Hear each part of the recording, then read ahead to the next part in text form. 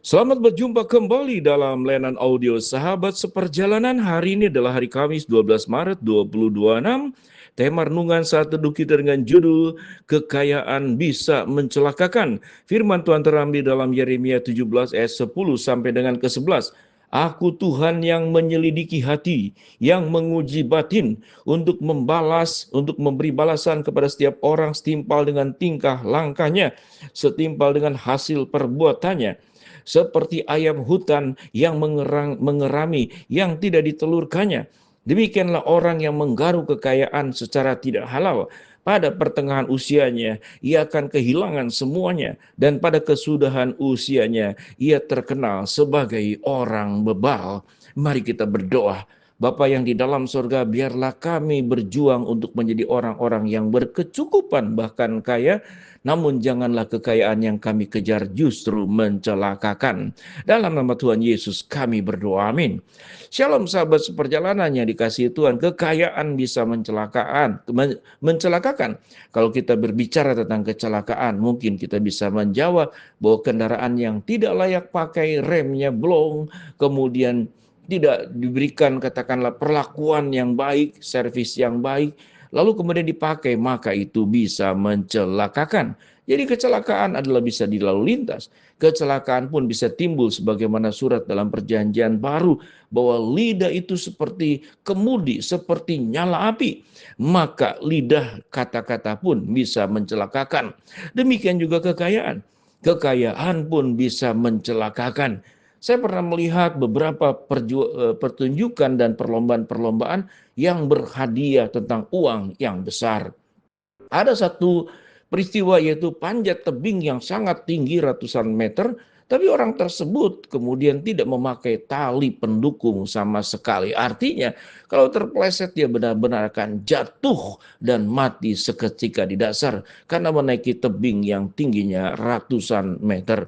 Pada titik ini sahabat seperjalanan, orang seringkali berjuang untuk kaya lalu kemudian tidak berpikir bahwa itu bisa mencelakakan. Kalau kita memperjuangkan kekayaan sampai lupa kesehatan, kita memperjuangkan kekayaan sampai kemudian kita tidak punya belas kasih, kita tidak menjadi orang yang bisa memberkati orang lain. Makin kaya, makin pelit, makin kaya, makin sombong, makin kaya, makin jahat, makin kaya, makin lupa diri, makin kaya, makin lupa Tuhan. Seakan-akan kekayaan bisa menyelesaikan segala aspek dalam hidup manusia.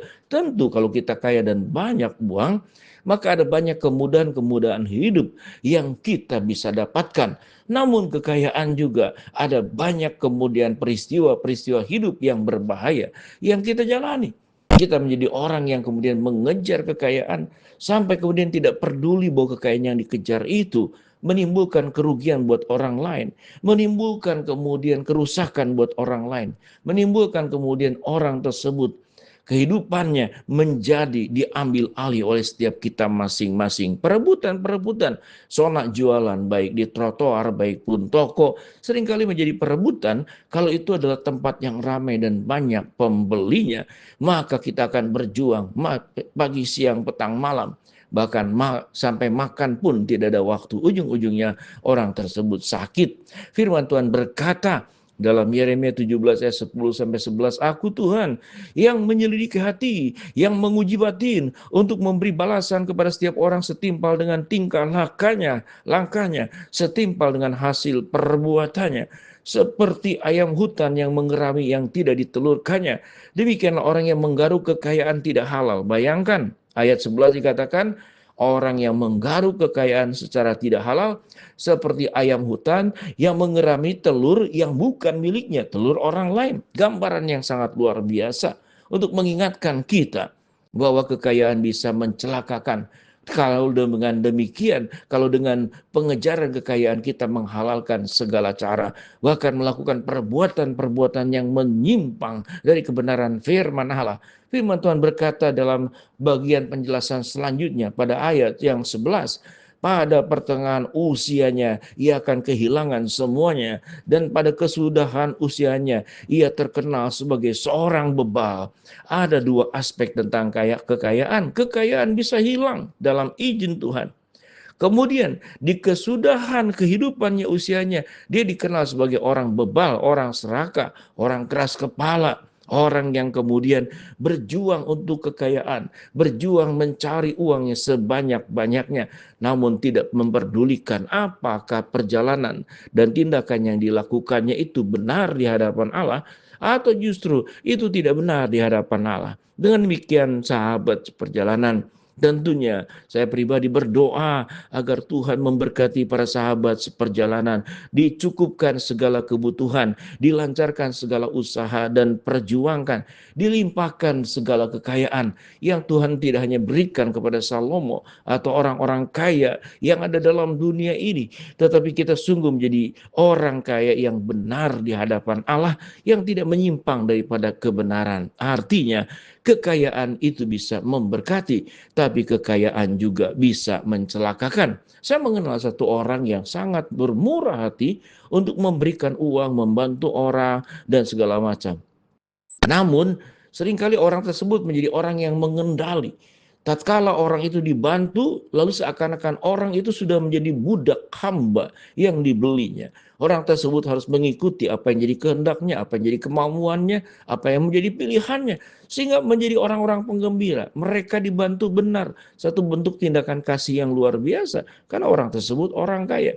Tetapi sewaktu kemudian aspek privasi dari kehidupan pribadi orang tersebut harus terus mengikuti kita, harus terus sebutlah untuk menyembah, harus terus untuk sering-sering berlutut meminta tolong kepada setiap kita masing-masing sebagai orang kaya, lalu kita menikmati perbuatan tersebut, maka sesungguhnya kita sedang menggeser tentang seluruh sumber kekayaan itu berasal daripada Allah.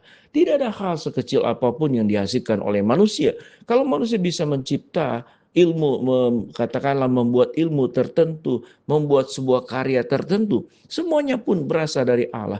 Allah yang maha kaya bisa memberikan apapun kepada diri kita yang menurut rancangan dan rencananya itu baik untuk setiap kita masing-masing.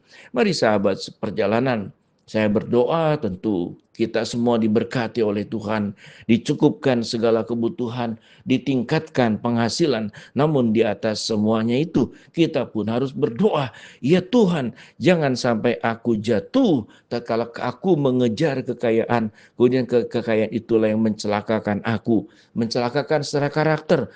Bahkan karena kayanya ada orang yang kemudian melakukan tindakan-tindakan premanisme, penekanan kepada yang lemah. Alkitab perjanjian lama, perjanjian baru itu sangat menekankan berhati-hati. Jangan sampai kemudian menekan anak yatim, piatu, para janda, orang-orang lemah. Karena kita merasa kaya, maka seluruh hidupnya seakan-akan kita yang beli, kita yang mengatur semau-maunya orang kaya. Dengan demikian, berjuanglah untuk menjadi kaya. Karena itu bukan dosa, itu sesuatu keindahan.